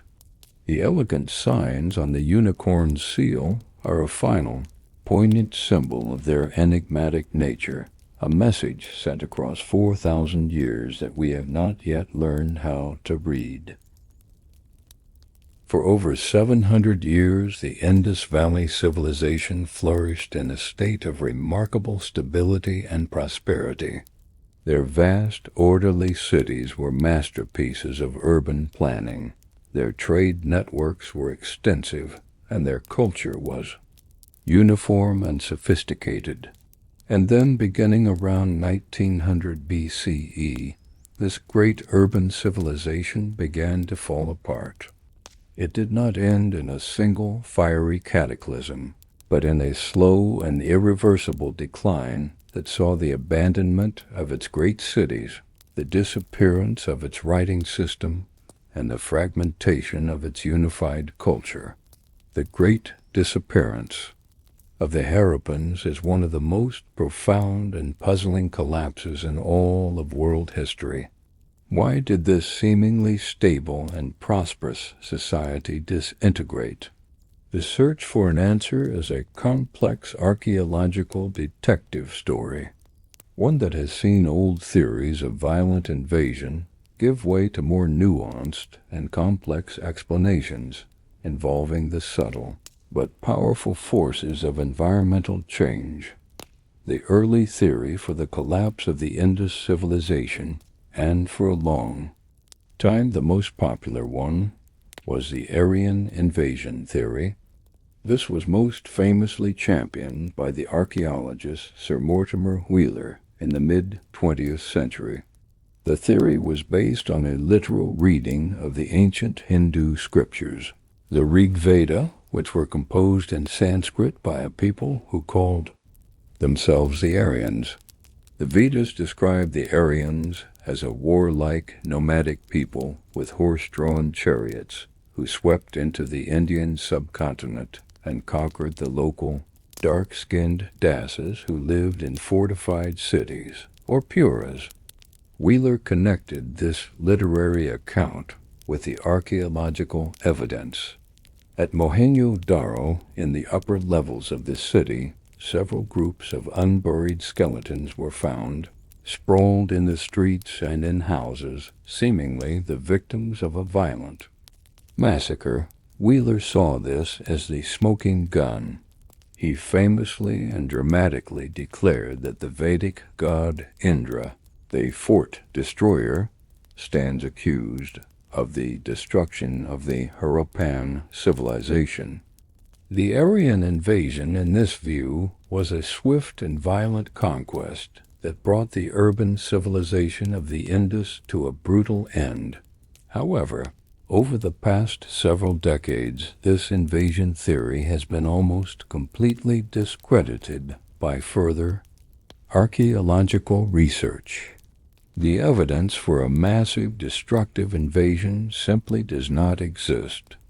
The skeletons at Mohenjo-Daro, upon closer examination, do not show clear evidence of battle wounds and were likely buried hastily during a time of social breakdown, not massacred by an invading army. More importantly, there is no archaeological evidence for the arrival of a new conquering culture at this time. There are no layers of ash and destruction that can be systematically linked to an invasion across the major Harappan sites. There is also no sudden appearance of new types of pottery, weapons, or burial customs that would indicate the arrival of the Aryans. Furthermore, the timeline does not fit. The great cities of the Indus were already in a state of severe decline and abandonment for a century or more before the likely arrival of the first Indo-Aryan speakers in the region. The Aryans did not destroy the Harappan civilization. They likely entered a landscape where the great cities were already empty ruins. With the invasion theory largely set aside, scholars have turned to other, more complex explanations, with the leading theories now centering on environmental and climate change. The Harappan civilization, for all its sophistication, was an agricultural society, and its existence was entirely dependent on the regular and predictable flow of water from the great river systems. Any major disruption to these water systems would have had catastrophic consequences. One of the most powerful environmental theories points to a major shift in the region's climate. The period of the Harappan decline corresponds with the documented period of global climate change, which saw a significant weakening of the summer monsoon rains across South Asia. For a civilization so dependent on these monsoons for their summer crops and for the replenishment of the river systems, a prolonged period of drought would have been devastating. Evidence from the analysis of lake sediments and cave stalagmites in the region confirms that the period after 2000 BCE was significantly more arid than the preceding centuries of the Harappan Golden Age. A series of severe multi-decade droughts would have led to widespread and repeated crop failures. This would have resulted in chronic food shortages and famine, undermining the very foundation of the urban economy. The massive granaries, the central banks of the Harappan state, would have been emptied, and the ruling authorities would have been unable to feed the large urban populations of craftsmen and administrators who depended on the agricultural surplus. Another related environmental theory focuses on tectonic and geological changes that dramatically altered the river systems themselves. The Harappan civilization was not just located on the Indus. A huge number of its settlements, including major sites like Kalibangan and Rakhigarhi, were located on the banks of the Ghaggar-Hakra River, a vast river that once flowed parallel to the Indus. Today, the Ghaggar-Hakra is a dry, seasonal watercourse. Geological and satellite imagery studies have shown that this was once a mighty, glacier-fed river, perhaps the mythical Sarasvati River of the Vedas.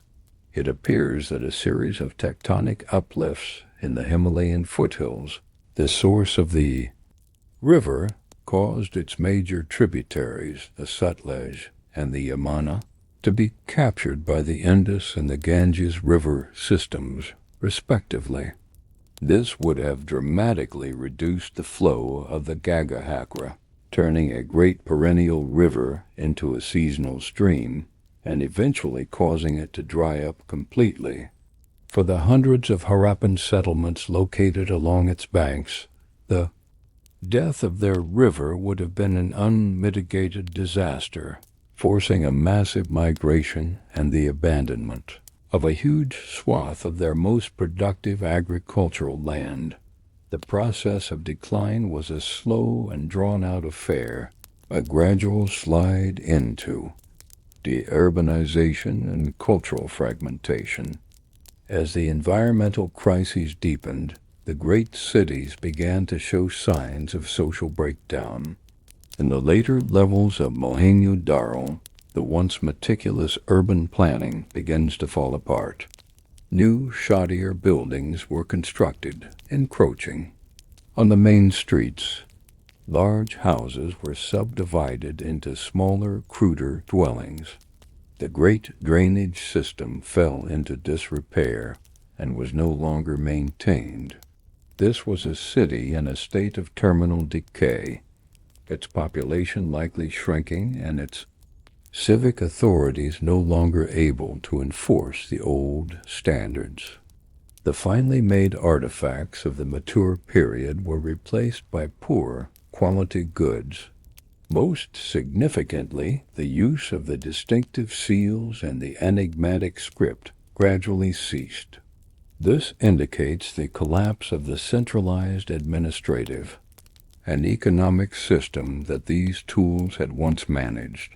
The long-distance trade with Mesopotamia also dried up at this time, cutting the civilization off from its international partners and a major source of its wealth. Faced with a collapsing economy and a failing food supply, the people began to abandon the great urban centers.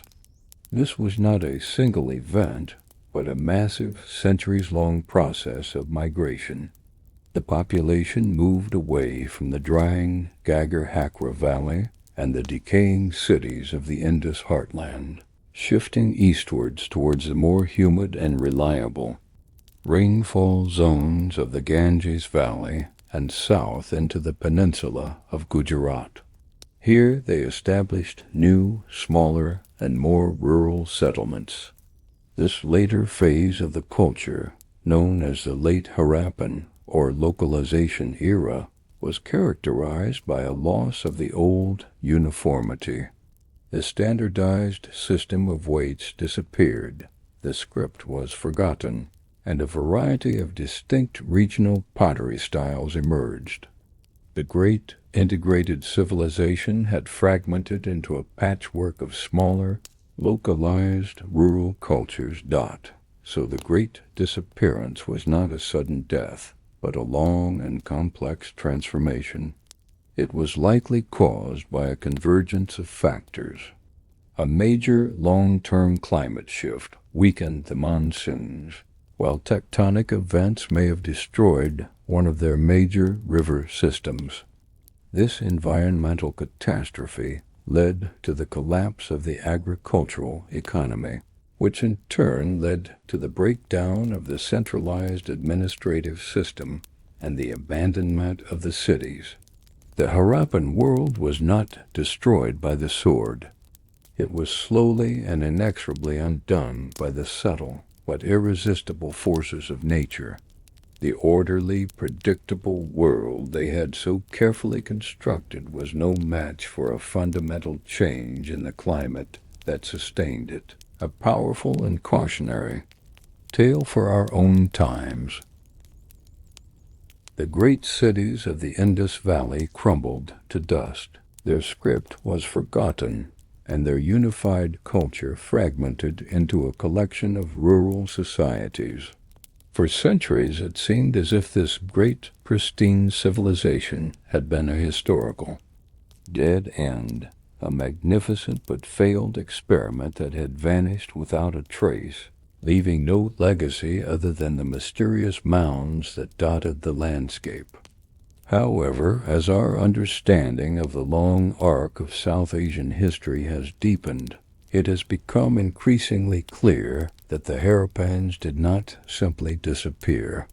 Their legacy was not erased, but was absorbed, transformed, and woven into the very fabric of the subsequent cultures that would arise in the Indian subcontinent. The echoes of the lost river civilization can still be heard in the religious practices, the artistic traditions, the technological innovations, and the social structures of later India. The Harappan world was the deep, often invisible, subterranean foundation upon which much of the edifice of classical Indian civilization was built. The period immediately following the collapse of the urban Harappan phase, from about 1900 to 1300 BCE, is known as the localization era. During this time, the population shifted from the old urban centers to new, smaller settlements, particularly in the eastern regions towards the Gangetic Plain and in the south and Gujarat. The old cultural uniformity was lost, and a variety of distinct regional cultures emerged. However, these cultures were not new creations. They were the direct descendants of the Harappan tradition. They continued to use many of the same pottery forms, to cultivate the same crops, and to live in villages that grew out of the Harappan substratum. This period was not a dark age, but a time of transition and adaptation, as the Harappan peoples adjusted to new environmental and social realities. It was into this post-urban, decentralized landscape that a new group of people, the Indo-Aryans, began to migrate into the subcontinent from the northwest, from the steppes of Central Asia.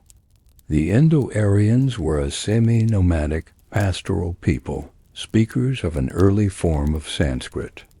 They brought with them their own distinct culture, a religion based on sacrificial rituals performed by Brahmin priests, a pantheon of gods centered on deities like Indra and Agni, a society structured around a priestly and warrior elite, and a powerful oral literary tradition.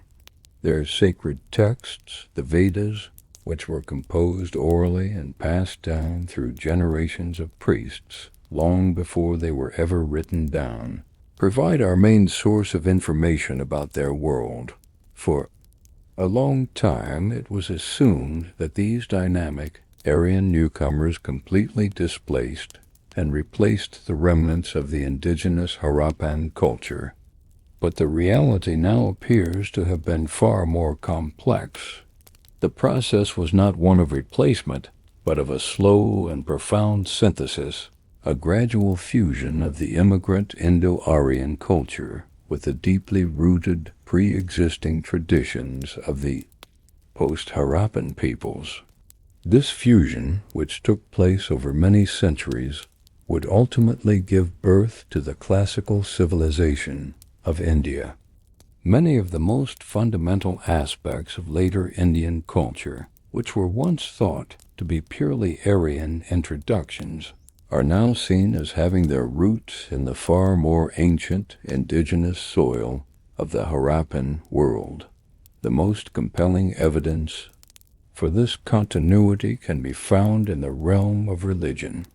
The religion described in the early Rig Veda is a world away from later Hinduism. It is a religion of fire sacrifice, focused on celestial male deities, with little mention of concepts like yoga, meditation, or the worship of goddesses and sacred animals in the way they are later understood. Many of these central features of classical and modern Hinduism seem to be a re-emergence of the much older pre-Aryan traditions of the Indus Valley. The powerful figure on the Pashupati seal from Mohenjo-Daro, the horned deity seated in a yoga-like posture and surrounded by animals, is the most striking example. While the direct identification with Shiva is debated, the figure clearly represents a divine master of yoga and a lord of the animal world, concepts that are central to the later worship of Shiva. This suggests that the origins of this great Hindu god are not to be found in the Vedas, but in the far more ancient soil of the Indus Valley. Similarly, the widespread evidence for the worship of a mother goddess in the form of terracotta figurines at Harappan sites points to a powerful indigenous tradition of goddess worship that was later absorbed into Hinduism in the form of powerful deities like Durga and Kali, the veneration of sacred animals and plants, a cornerstone of Hindu belief, also has clear Harappan antecedents. The reverence for the bull, so powerfully depicted on the Indus seals, continues in the sacred status of the bull Mandi, the vehicle of the god Shiva. The worship of the pipal tree, which is depicted on numerous Harappan seals as the abode of a goddess, is still the most sacred tree in Hinduism and Buddhism today. The practice of ritual purification through bathing, so clearly evidenced by the great bath at Mohenjo-Daro, remains a central aspect of Hindu ritual practice, most famously in the great pilgrimages to the sacred river Ganges. All of these powerful religious ideas seem to be part of the Harappan legacy, an ancient, non-Vedic spiritual tradition that survived the collapse of the cities and was eventually woven into the rich tapestry of Hinduism. The technological legacy of the Harappans is also significant. They were the first people in the world to cultivate and weave cotton, a technology that would become central to the economy of the Indian subcontinent for the next 4,000 years. Their sophisticated system of weights and measures based on a combination of binary and decimal systems is also believed to have survived and influenced the later systems of coinage and measurement in classical India. Their architectural innovations, such as the use of high-quality, kiln-fired bricks and their advanced hydraulic engineering, may have been lost during the deurbanization phase, but they set a precedent for urban living that would re-emerge. Centuries later, in the great cities of the Gangetic Plain, even the social structure of later India may have Harappan roots. The rigid occupational specialization seen in the Harappan cities with distinct quarters for different craftsmen, and the emphasis on ritual purity demonstrated by the Great Bath and the domestic drainage systems have been suggested by some scholars as a possible archaic precursor to the concepts of caste and ritual pollution that would come to define later Indian society. This is a highly controversial and speculative theory, but it points to the intriguing possibility that some of the deepest structures of Indian society may have their origins in this ancient civilization. The Indus Valley Civilization did not truly disappear. It transformed. When the great cities were abandoned, the people did not vanish from the earth. They migrated, they adapted, and they carried their traditions with them. These traditions then merged with the new ideas brought by the Indo-Aryan peoples to create a powerful and unique cultural synthesis. The Harappan civilization was the great silent mother of much that would follow in the subcontinent. Though their script is lost and the names of their rulers are forgotten, their legacy endures. It endures in the gods that are worshipped, in the trees that are considered sacred, in the ritual of the morning bath, and in the cotton that is woven. The Lost River civilization continues to flow, a deep and powerful undercurrent in the vast and complex ocean of Indian culture. The discovery of the Indus Valley Civilization in the 1920s was one of the most revolutionary archaeological moments of the 20th century. It shattered the old colonial-era narrative that the history of India only truly began with the arrival of the Aryan speakers and the composition of the Vedas. It pushed the timeline of Indian urbanism back by 2,000 years and revealed a sophisticated, indigenous civilization that was the equal of any in the ancient world. For the past century, archaeologists from India, Pakistan, and around the globe have been engaged in a patient and often painstaking quest to piece together the story of this lost world. This modern quest has transformed our understanding of the Harappans, but for every answer it has provided, it has also uncovered a host of new and even more profound questions. The study of the Indus Valley is a dynamic and evolving field, a scientific detective story, where new technologies and new discoveries are constantly forcing us to reconsider our theories about this most enigmatic of ancient civilizations. The early decades of Indus archaeology under Sir John Marshall and his contemporaries were focused on the great urban centers of Mohenjo-Daro and Harappa. The excavations were on a massive scale, employing hundreds of workers to expose the broad outlines of the cities. This early work was heroic and foundational. It revealed the grid-like street plans, the citadel and the lower town, the great bath and the granaries. It established the vast geographical extent of the culture and its chronological place in the ancient world. But this early work was also a product of its time.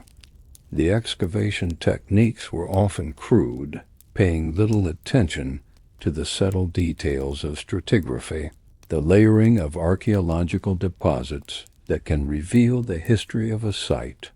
As a result, much of our understanding of the development of the cities over time was lost. The second half of the 20th century saw a new, more scientific approach to Indus archaeology.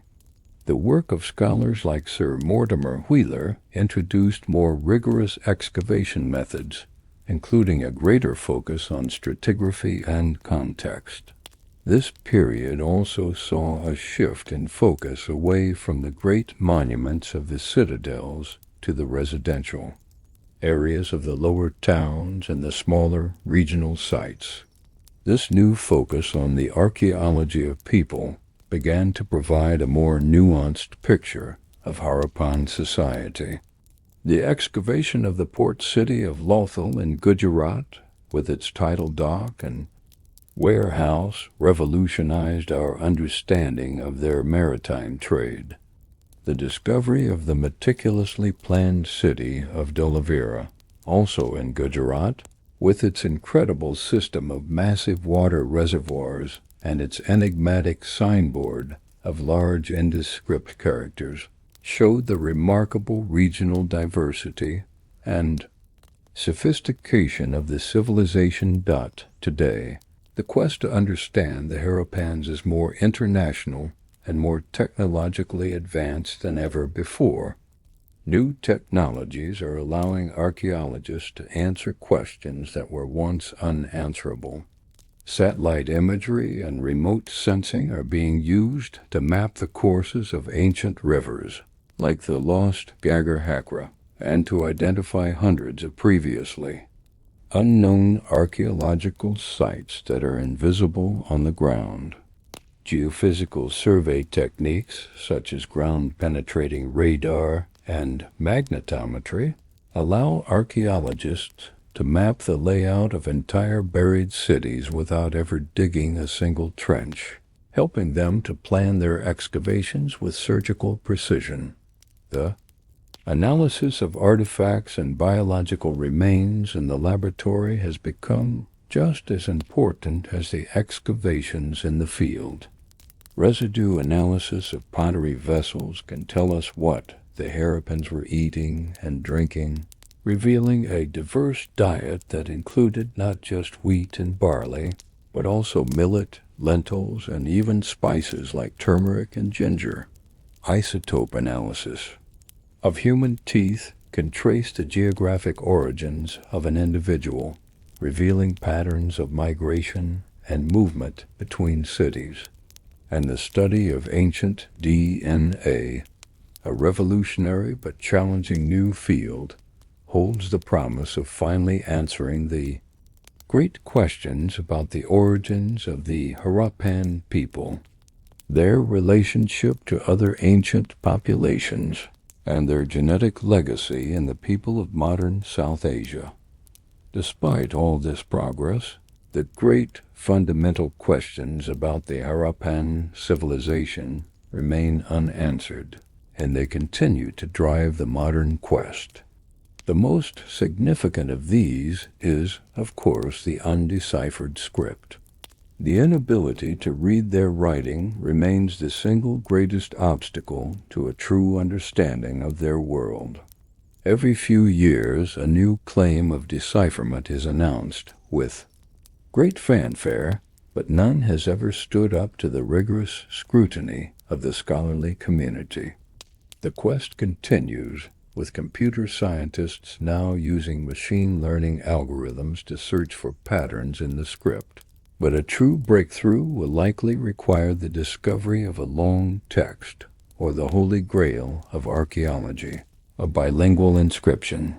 This second great unanswered question is the nature of their political organization. How was this vast and orderly civilization governed? Was it a single, unified empire, or a commonwealth of independent city-states? And who was in charge? Were they ruled by priest-kings, by a council of merchants, or by some other form of collective governance that has no modern parallel? The silent, anonymous nature of their cities is a profound challenge to our assumptions about power and the state in the ancient world. The answer likely lies in the subtle distribution of artifacts and the careful analysis of the administrative buildings on the citadels, but for now the Harappan rulers remain stubbornly hidden in the shadows. The precise causes and the exact nature of their decline are also still a subject of intense debate. While the old invasion theories have been discarded, and a consensus has formed around the central role of climate change and the shifting of rivers, the details are still unclear.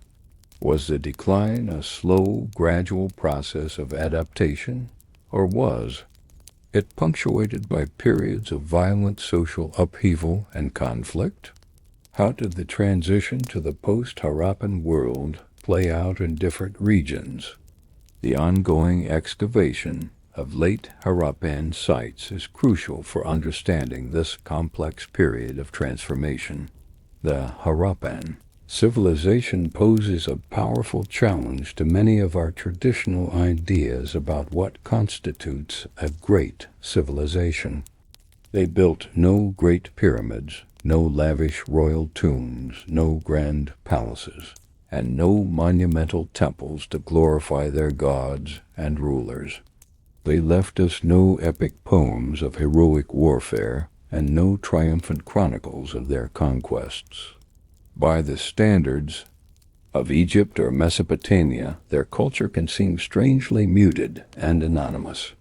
Yet in their own quiet and pragmatic way, they were one of the most successful and sophisticated societies of the ancient world.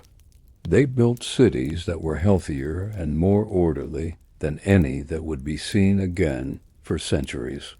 They created a vast economic network based on peaceful trade, not on plunder, and they sustained a stable and prosperous society for over 700 years. That the legacy of the Harappans is not just a collection of artifacts in a museum. It is a series of profound and enduring questions. It forces us to ask, what are the different ways that a complex society can be organized? Is a king necessary for the creation of a great state? Is it possible to have a civilization without monumental warfare? The silent cities and the unread script of the Indus Valley are a powerful reminder of how much of the human past is still lost to us, and how diverse and varied the story of civilization truly is. The modern quest to understand the Harappans is a journey into the very heart of archaeology, a discipline that thrives on such mysteries.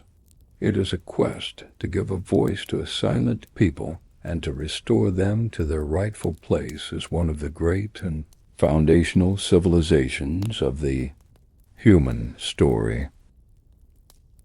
Our journey to the banks of the lost river and through the silent brick-lined streets of Mohenjo-Daro has come to an end.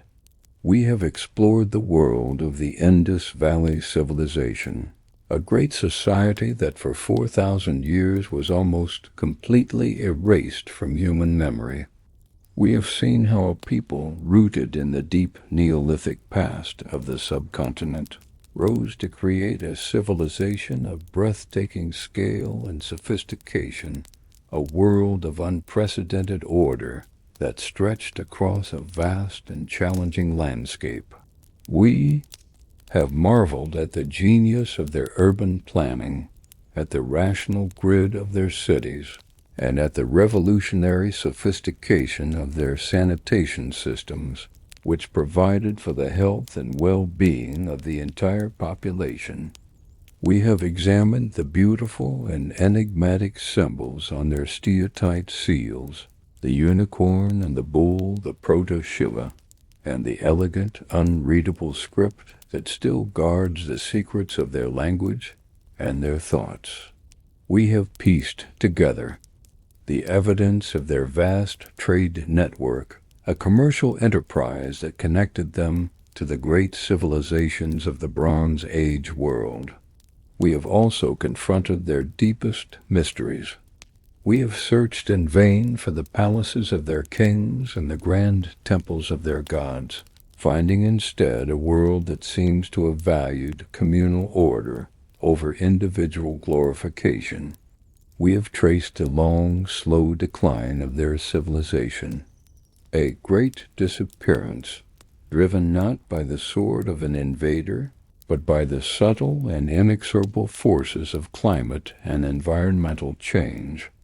And we have seen how their legacy, though muted, was not lost, but was woven into the very fabric of the later cultures of India, a silent but powerful undercurrent in the great river of South Asian history. The Indus Valley Civilization is a profound and humbling lesson in the diversity of the human past. The Harappans challenge our expectations of what a great civilization should look like. They were a society that chose to express its greatness not in the grandeur of royal tombs, but in the quiet efficiency of a city-wide drainage system. Not in boastful chronicles of war, but in the delicate naturalistic carving of an animal on a miniature seal. Their world was a unique and remarkably successful experiment in urban living, one based on principles of order, purity, and perhaps a more egalitarian social structure than their contemporaries. Their silence is what is most eloquent. The unread script, the anonymous rulers, the forgotten names of their gods, this very absence of information is what makes them so compelling. They are a powerful reminder of how much of our shared human story is still lost to us, buried beneath the earth. The ruins of Mohenjo-Daro and Harappa are not just archaeological sites.